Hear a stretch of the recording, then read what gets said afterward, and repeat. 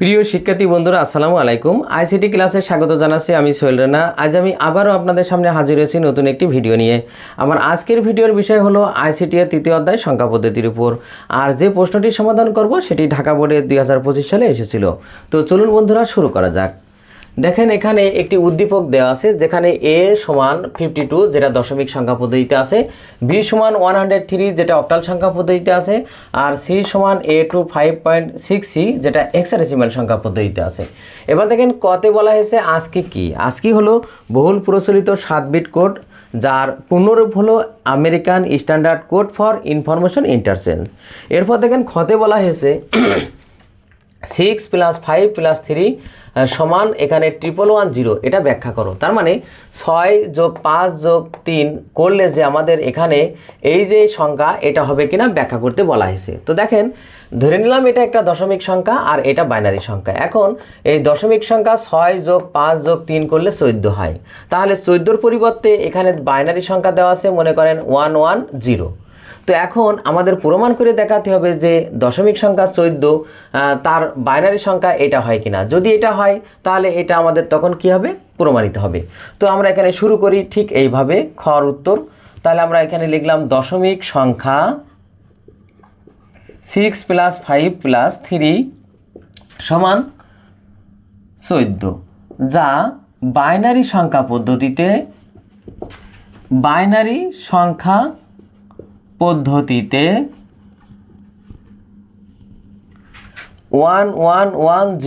হতে পারে। এরপর নিম্নেতা দেখানো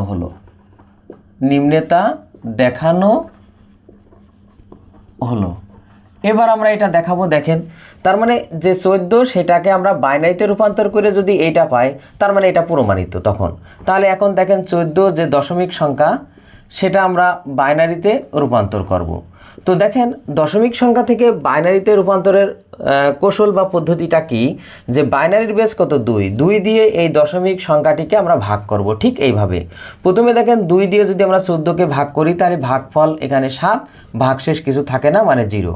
আবার আমরা 2 দিয়ে যদি 7কে ভাগ করি তাহলে 3 দুগুণে 6, ভাগশেষ কত এখানে 1। আবার আমরা 2 দিয়ে যদি 3কে ভাগ করি তাহলে ভাগফল এখানে 1, ভাগশেষ এখানে 1। আবার 2 দিয়ে যদি আমরা 1-এর ভাগ করি সেক্ষেত্রে ভাগ করা যায় না, ভাগ করলে ভগ্নাংশ আসে, সেই ক্ষেত্রে আমরা এখানে 0 নেব আর এই 1টা আমরা এই পাশে বসাইয়ে দেব।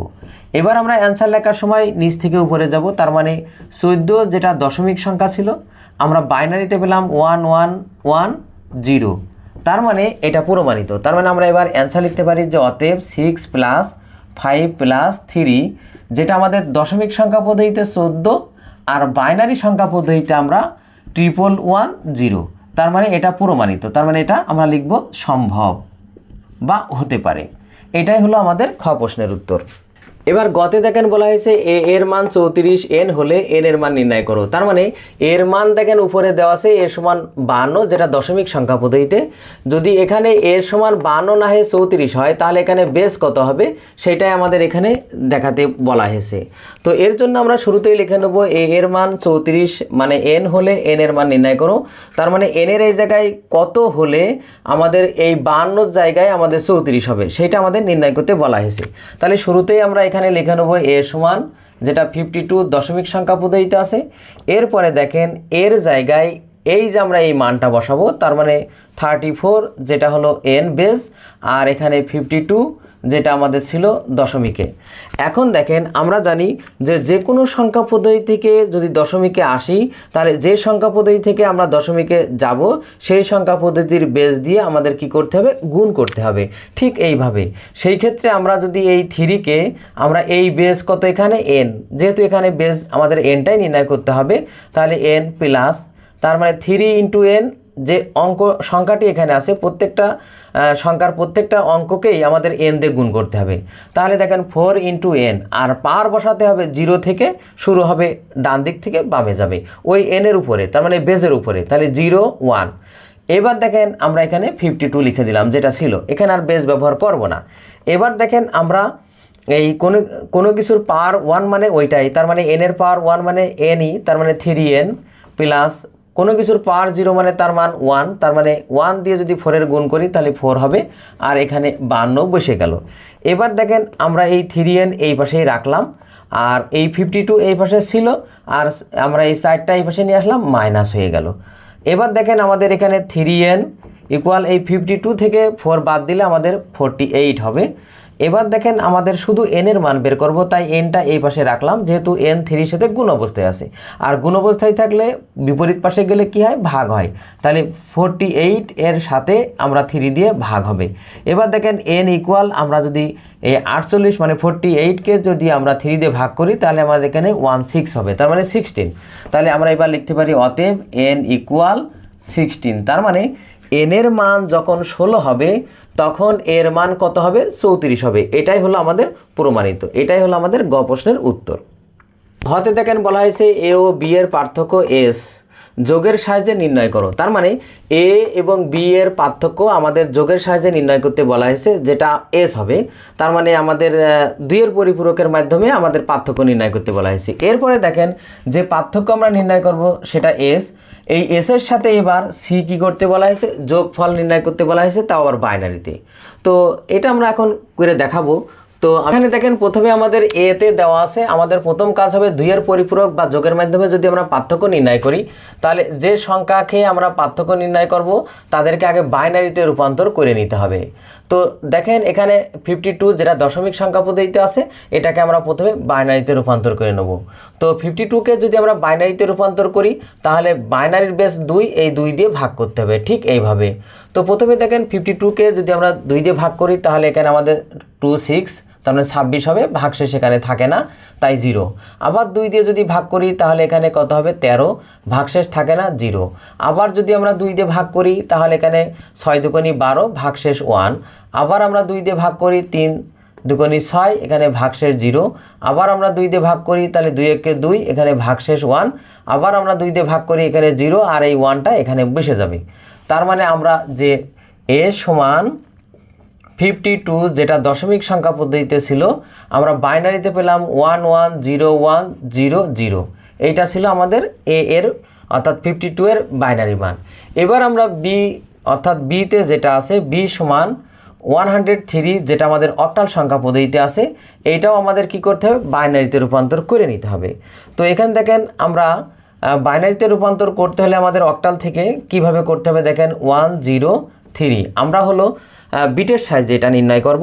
তো সেটা কিভাবে দেখেন, আমরা বিট 3 বিটের সাহায্যে আমরা এটা নির্ণয় করব। বিটের ক্লাস আমার আগে দেওয়া আছে, আপনারা সেটা দেখে আসতে পারেন, তাহলে আরও সহজ হবে। এখানে আমি অত বিস্তারিত আলোচনা করছি না, জাস্ট সংক্ষেপে একটু বুঝাই দিচ্ছি। তো 3 বিট বলতে গেলে 1 2 4। তো এই অক্টাল থেকে বাইনারিতে যেতে হলে প্রতিটি অক্টালের বিপরীতে 3টি বাইনারি অঙ্কের প্রয়োজন হবে। তো এখানে দেখেন 1 তৈরি করতে আমাদের 1 প্রয়োজন, যেটা প্রয়োজন সেটা নিচেই 1, আর যেটা আমাদের প্রয়োজন না সেটা নিচেই 0। তার মানে শুধু 1 বলতে 1ই, তার মানে এখানে 0 0 1। এবার 0 তৈরি করতে আমাদের কোনোটাই লাগে না, তার মানে কোনোটাই ব্যবহার হবে না, তার মানে 3টা 0। আর 3 তৈরি করতে আমাদের লাগবে, মানে 3 বানাতে লাগবে এখানে 2 আর 1 3, তাহলে 2 ব্যবহার হবে, 1 ব্যবহার হবে, আর 4 ব্যবহার হবে না, তাই এখানে 0। তার মানে 0 1 1। তাহলে আমরা এখানে যে অঙ্কটি পেলাম সেটা বি সমান দেখেন 103, যেটা বাইনারিতে আমাদের পেলাম। আমরা আগের শূন্য বাদ দিয়ে দেব। তো বাদ দিয়ে দিলে আমাদের 1, এরপরে দেখেন 4টা শূন্য, তারপরে 1 1। এইটা ছিল আমাদের অক্টাল থেকে বাইনারিতে নির্ণয় করে নিতে হবে আগে। তাহলে প্রথম কাজ হবে যে দুইটাকে আমরা যোগের সাহায্যে পার্থক্য নির্ণয় করব, সেই দুইটা সংখ্যাকে আগে বাইনারিতে রূপান্তর করে নিতে হবে। তো আমরা অলরেডি বাইনারিতে রূপান্তর করলাম। এবার আমাদের দেখতে হবে এই দুটি সংখ্যার মধ্যে কোনটি ছোট। তো দেখেন এখানে গুণি 1 2 3 4 5 6 7টি অঙ্ক আছে, আর এখানে 1 2 3 4 5 6টি আছে। তাহলে এইটা নিঃসন্দেহে বড় আর এইটা ছোট। এবার আমরা ছোট সংখ্যাটিকে কি করব, 2 এর পরিপূরক করব। তো 2 এর পরিপূরক করার আগে আমাদের কি করতে হবে, 1 এর পরিপূরক করতে হবে। তো সেইটা আমরা উপর থেকেই করি। প্রথমে দেখেন a সমান 52 যেটা দশমিকে ছিল, সেইটা আমরা কি লিখব, এখানে এর 8 বিট রেজিস্টারে বাইনারি মান। তো 8 বিট রেজিস্টারে বাইনারি মান কেন, মনে রাখবেন এখানে অঙ্ক আছে মোট 6টি আর এখানে 7টি, তাহলে আমাদের বিট হলো 1 2 4 এরপর 8। যেহেতু 4 এবং 8-এর মাঝে কোনো বিট নেই, তাহলে আমাদের 4-এর উপরে যেহেতু আছে, তাহলে আমাদের তার উপরের বিট অর্থাৎ 8টি নিতে হবে। তাই আমরা এখানে লিখলাম a সমান 52 এর 8 বিট রেজিস্টারের বাইনারি মান। এখন 8 বিট কীভাবে করব? দেখেন এখানে যে a এর মান আছে সেটা দেখেন 6টি অঙ্ক আছে, তাহলে আর দুটি জিরো নিয়ে আমরা 8টি বিট তৈরি করব। তার মানে সেই দুইটা জিরো আমরা আগে নেব। কেন? মনে রাখবেন আগে জিরো এর কোনো মূল্য নেই, তার মানে আগে জিরো ইচ্ছা মানে বসানো যাবে, সেই জন্য আমরা 8 বিট তৈরির জন্য আগে দুইটা জিরো নিয়ে নিলাম। এরপরে বাকি মূল সংখ্যাটি আমরা এখানে লিখে দেবো, তার মানে 1 1 0 1 0 0। আর 2-এর পরিপূরকের সুন্দর ক্লাস আমার আগের ভিডিওগুলোতে দেওয়া আছে, আপনারা সেখান থেকে দেখে আসলে আরও ক্লিয়ার হবে। তো এরপরে দেখেন আমরা 1-এর পরিপূরক, তার মানে এইটাকে 1-এর পরিপূরক করে নেব। তো 1-এর পরিপূরক বলতে বোঝায় এখানে যেখানে 0 আছে 0-এর পরিবর্তে আমরা লিখব 1 আর 1-এর পরিবর্তে লিখব 0। তার মানে এখানে 1 1 0 0 1 0 1 1, তার মানে 0-এর পরিবর্তে 1, 1-এর পরিবর্তে 0। এরপরে আমরা কি করব? এর সাথে 1 যোগ করব। তাহলে আমরা এখানে দেখেন 1 যোগ করি। এবারে এই কোনটার সাথে 1-এর পরিপূরকের যে মানটা পেলাম এই লাইনটা, তার সাথে 1 যোগ করব। তাহলে আমরা এখানে দেখেন 1 আর 1 2। আর আমরা জানি বাইনারি যোগের নিয়মটা কি, যোগ করার পর যদি 2 অথবা 2-এর উপরে যায় তাহলে 2 বিয়োগ করব। যতবার 2-এর নিচে না আসে যতক্ষণ ততবার বিয়োগ করব। ঠিক এইভাবে দেখেন 1 আর 1 2, আর আমরা জানি 2 থেকে 2 বিয়োগ করলে কি হয় 0। আর যখনই 2 বিয়োগ করব একবার তখন হাতে থাকবে 1, 2বার বিয়োগ করলে হাতে থাকবে 2। তাহলে দেখেন এখানে 1 আর 1 2, 2 থেকে 2 বাদ দিলে 0, একবার 2 বিয়োগ করেছি তাই হাতে থাকবে 1, সেই 1 এখানে যোগ হলো। আবার 2, 2 থেকে 2 বাদ দিলে 0, হাতে থাকে 1, সেই 1 আর 0 1, আবার এই 1 বসে গেল, 0 0 1 1 এগুলো বসে গেল। এইটা হলো 2-এর পরিপূরক। 2-এর পরিপূরক দেখেন এই 2-এর পরিপূরক ব্যবহার করেই আমরা পার্থক্য নির্ণয় করি, তাই এর নাম হয়েছে 2-এর পরিপূরকের মাধ্যমে পার্থক্য নির্ণয়। এইটা হলো আমাদের আর প্লাস মান না, এটা হলো আমাদের মাইনাস। তার মানে যেহেতু 2-এর পরিপূরক মানে এইটা এখন আর পজিটিভ না, এটা হলো নেগেটিভ মান। এবার দেখেন আমাদের কি করতে হবে? পার্থক্য নির্ণয় করতে হবে। সেটা কিসের মাধ্যমে? যোগের মাধ্যমে। যখনই আমরা এই 2-এর পরিপূরক পেয়ে যাব তখন সেটাকে আমাদের কি করতে হবে? যোগের মাধ্যমেই তখন পার্থক্য নির্ণয় করতে হবে। তো এখানে দেখেন বি, আমরা বির মানটা আগে লিখে নেব, যেহেতু বির মানটা বড়। 103 যেটা আমাদের অক্টালে ছিল, তার মান পেয়েছিলাম আমরা দেখেন 1 দিয়ে 4টা 0, এরপরে 1 1, আমরা আগে একটা 0 ব্যবহার করলাম 8টা তৈরি করার জন্য। যেহেতু আমরা প্রথমে এখানে 2টা 0 বাদ দিয়েছিলাম, এখানে আবার একটি নিলাম 8 বিট তৈরি করার জন্য। এবার দেখেন এর মান হলো যেখানে 52 মাইনাস ছিল এই যে এই মানটা, তার মানে 1 1 0 0 1 1 0 0। এইবার আমরা কি করব? এটাকে যোগ করব। দেখেন পার্থক্য বের হবে কিন্তু যোগ করতে হবে। মনে রাখবেন এখানে যোগের ক্ষেত্রেও যোগ, বিয়োগের ক্ষেত্রেও বিয়োগ। তো আমরা এটা বিয়োগের ক্ষেত্রেও যোগ, তাহলে আমরা এখানে সর্বদাই যোগ হবে এই ক্ষেত্রে। তাহলে 1 আর 0 যোগ করলে 1, 1 আর 0 যোগ করলে 1, 1 আর 0 যোগ করলে 1, 1 আর 0 যোগ করলে 1, এখানে 0 0 যোগ করলে 0, এখানেও 0। এবার 1 আর 1 2, আবার ওই আগের মতো ওই 2 থেকে 2 বাদ দিলে কী হবে? 0, হাতে থাকে 1, সেই 1 আর 1 2, 2 থেকে 2 বাদ দিলে 0, হাতে থাকে 1। এবার দেখেন এইটা হলো ক্যারি বিট, তার মানে অতিরিক্ত বিট। আমরা লিখলাম এখানে ক্যারি বিট। এবার লিখতে হবে এখানে ক্যারি বিট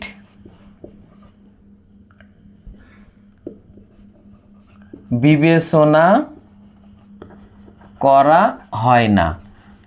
তার মানে কেন? এখানে দেখেন 8 বিট ধরে আমরা অঙ্ক করছি, একটা অতিরিক্ত এসেছে 9, সেটা আমাদের বাদ দিতে হবে, বাদ দিয়ে আমাদের অ্যান্সার লিখতে হবে। অতএব নির্ণেয় পার্থক্য এস সমান, আমরা এখানেও এস লিখি, এস সমান সমান আমরা পার্থক্যটা হলো 1 1 1 1। তার মানে আমরা বাইনারিতে 4টা 1 পেলাম। মনে রাখবেন এই 1 যেহেতু বাদ দিয়ে দিচ্ছি আমরা ওভারফ্লো হিসেবে, তার মানে ক্যারি বিট বা অতিরিক্ত বিট হিসাবে, তাহলে আগের এই জিরোগুলোর কোনো দাম থাকবে না, সেই জন্য আমরা এই 4টা 1ই হলো আমাদের এখানকার পার্থক্য। এবার দেখেন পার্থক্য যে এস, তার সাথে আমরা সি এর যে মানটা সেইটা বাইনারিতে আমাদের কি করতে বলেছে? যোগ করতে বলেছে। তাহলে আমরা প্রথম কাজ এবার সি এর এই মানটাকে বাইনারিতে নেব। তাহলে দেখেন সি সমান যেটা A25.6 সি, যেটা আমাদের হেক্সাডেসিমেলে ছিল, আমরা আগে বাইনারিতে রূপান্তর করব। তো বাইনারিতে রূপান্তর করার নিয়ম কি দেখেন, a 2 5 আমরা একটু ফাঁকা ফাঁকা করে লিখব 6c। তো প্রত্যেকটা অঙ্কের বিপরীতে 4টি করে অঙ্ক ব্যবহার হবে। তার মানে প্রত্যেকটা হেক্সাডেসিমাল সংখ্যার বিপরীতে মানে অঙ্কের বিপরীতে 4টা করে বাইনারি অঙ্ক ব্যবহার হবে। কেন? কারণ এটা আমরা আগের ভিডিওতে দেখিয়েছি যে হেক্সাডেসিমাল থেকে কিভাবে বাইনারিতে যেতে হয়। তবে আমি এখানে একটু সংক্ষেপে আলোচনা করব। 4 বিট বলতে 8 4 2 1, তার মানে 1 2 4 8। তো এবার দেখেন এই এ বলতে আমরা হেক্সাডেসিমাল সংখ্যা পদ্ধতিতে 10কে বুঝি। তো এই 10 তৈরি করতে আমাদের এখানে কোন কোন অঙ্কগুলো ব্যবহার হবে? যে অঙ্কগুলো ব্যবহার হবে তার নিচেই 1, আর যেটা ব্যবহার হবে না সেটা 0। তো এখানে এ বলতে 10 তৈরি করতে 8 আর 2 10, আর বাকি 4 আর 1 লাগবে না, তাই 0। তার মানে এ মানে 1 0 1 0। এবার 2 তৈরি করতে 2ই লাগে, বাকিগুলো লাগে না, তাই 0 0 1 0। 5 তৈরি করতে আমাদের 4 আর 1 5, মাঝে এগুলো লাগবে না, তাহলে 1 0 1 0 1। 6 তৈরি করতে 4 আর 2 6, আর 8 আর 1 লাগে না, তাহলে আমরা এখানে 0 1 1 0। এবার সি বলতে আমাদের 12। সি এর হেক্সাডেসিমাল সির মান 12, তাহলে 8 আর 4 কত? 12। তাহলে 8 আর 4 লাগবে, বাকি 2টা লাগবে না, তার মানে 1 1 0 0। এইটা হলো আমাদের মূলত সি এর মান বাইনারিতে রূপান্তর করলাম। তাহলে সি সমান A25.6c, যেটা হেক্সাডেসিমালে ছিল আমরা বাইনারিতে পেলাম। দেখেন এখানে পয়েন্ট সোজা আমাদের কিন্তু পয়েন্ট ব্যবহার করতে হবে। তাহলে আমাদের 1 2 3 4 5 6 7 8 এই জায়গায় আমাদের পয়েন্টটা ব্যবহার হবে। তাহলে এখানে 1 0 1 0 0 0 1 0 0 1 0 1 পয়েন্ট। এবার 0 1 1 0 1 1 0 0। তার মানে এইটা হলো আমাদের যে সি এর বাইনারি মান। এবার এর সাথে আমরা এবার কি করব? এস এর ওই মানটাকে যোগ করব। তো তার জন্য আমরা প্রথমে এস এর মানটাই আগে লিখে নিই। তাহলে এস সমান পরে লিখলেও হবে, আগে পরে যোগের ক্ষেত্রে সমস্যা না। তো আমরা এস এর মানটা আগে লিখে নিলাম। আমরা একটু ফাঁকা করে লিখি 1 1 1 1, 4টা 1। তাহলে আমরা এস সমান 4টা 1 লিখে নিলাম। তো এখানে আমরা বেস ব্যবহার করব না, তাহলে একটু সমস্যা আছে। আমরা যেহেতু বাইনারিতে নিচে অ্যান্সার লেখার সময় লিখব। আর সি সমান আমরা যে মানটা পেলাম দেখেন পয়েন্ট, তার মানে আমরা এখানে লিখি, ধরে যাবে 1 1 1 1। দেখেন পয়েন্ট মানে এটা তো পূর্ণ সংখ্যা, এস এর মান তো পূর্ণ সংখ্যা, ভগ্নাংশ নেই। তাহলে এই সির মানটাও আমরা এই পূর্ণ সংখ্যাটা এই জায়গা থেকেই শুরু করব, বাম দিকে যাবে। তার মানে এখানে 1, এরপরে 0, এরপরে 1, এরপরে 2টা 0, এরপরে একটা 1, এরপরে 3টা 0, তারপরে 1 0 1 এইটা। আর এরপরে দেখেন আমাদের ভগ্নাংশের পরের অংশটুকু আমরা ওই দিকে বসাবো। তার মানে 0 1 1 0 1 1 0 0। তার মানে সর্বদাই আমাদের খেয়াল রাখতে হবে যে পূর্ণ সংখ্যার সাথে পূর্ণ সংখ্যা আর ভগ্নাংশের সাথে ভগ্নাংশ। তার মানে এখানে যদি আরও কিছু সংখ্যা থাকতো তাহলে আমরা এই পয়েন্ট সোজা রাখতাম, বাকি দুই পাশে পূর্ণ সংখ্যা বা ভগ্নাংশ লিখতাম। তো এবার দেখেন আমরা ডান দিক থেকে যোগ করতে করতে আসবো। তার মানে 0 0 1 1 0 1 1 0, তার মানে হুবহু মিশে গেল। এবার দেখেন 1 আর 1 2, ওই আগের নিয়মেই 2 থেকে 2 বাদ দিলে কি হয়? 0, হাতে থাকে 1। সেই 1 আর 1 2, 2 থেকে 2 বাদ দিলে 0, হাতে থাকে 1। আবার সেই 1 আর 1 2 আর 1 3, তাহলে 3 থেকে 2 বাদ দিলে কত হয়? 1, হাতে থাকবে 1, যেহেতু 2 একবার বাদ দেওয়া হচ্ছে। সেই 1 আর 2 0, মানে 2 থেকে 2 বাদ দিলে 0, হাতে থাকে 1, সেই 1 আর 0 1। এবার 1 0 0 0 1 0 1। এটাই হলো আমাদের এস প্লাস সি, যেটা আমরা বাইনারিতে পেলাম। তাহলে আমরা এখানে বাইনারির বেসটা দিয়ে দিলাম, এখানে দিলেও সমস্যা না।